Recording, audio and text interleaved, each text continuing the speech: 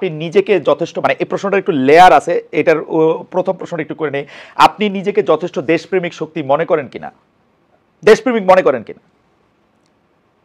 আমি নিজেকে দেশপ্রেমিক মনে করি, তবে এটা হচ্ছে ওকে ফাইন, হ্যাঁ ইয়েস। না আপনি আরেক লাইন বলেন, বলেন বলেন, অসুবিধা নেই, অসুবিধা না আমি দেশপ্রেমিক মনে করি।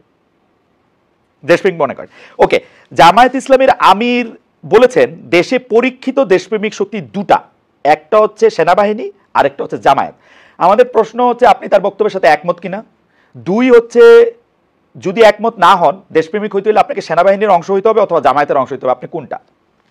আমি জামাত নেতার এই বক্তব্য আমি শুনি নাই। আমি কি পড়ে শোনাবো কোটেশন?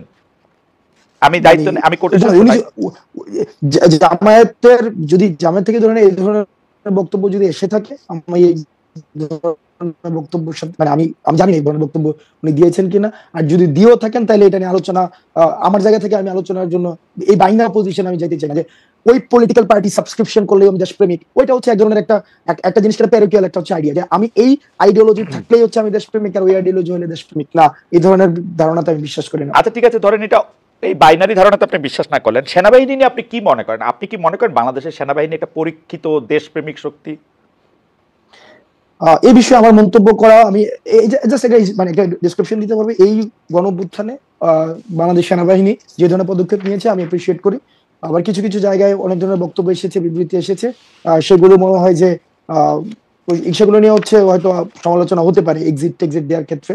তবে সেনাবাহিনীর যে ভূমিকা রেখেছে তারা 5ই আগস্টের পূর্বে, তারা মানে অন্য কোনো ডিসিশন নিতেও পারতো, দেশের পরিস্থিতি অন্যদিকে যেতেও পারতো, তো তারা সেই জায়গায় যে তৎক্ষণকার সময় যে ভূমিকাটি রেখেছে সেটির জন্য আমি সাধুবাদ জানাতে চাই। তবে সেনাবাহিনীর সার্বিক বিষয় যে এটা লিটমাস টেস্ট তো খালেদ ভাই নাই, এটা লিটমাস টেস্ট আপনি কেমনে করবেন যে ইভেন্ট বেসিসে লিটমাস টেস্ট হয় না যে এই ইভেন্টে দেশপ্রেমিক, ওই ইভেন্টে দেশপ্রেমিক, ওইভাবে দেশপ্রেমিকের লিটমাস টেস্ট নাই। কিন্তু এখন তো ইভেন্ট বেস মানে লিটমাস টেস্টও অনেক বেশি চলতেছে তাই না? জুলাই আগস্টে করেছিলেন, তার আগে কি করছেন, হাসনাত সাহেব ক্রোড়পত্রে লিখছেন কিনা, এগুলিও তো নানা ধরনের মানে কথা আসতেছে, কিন্তু সার্বিকভাবে জিনিসটা দেখার জায়গা তো সার্বিকভাবে দেখার জিনিসটা তো আসলে নাই।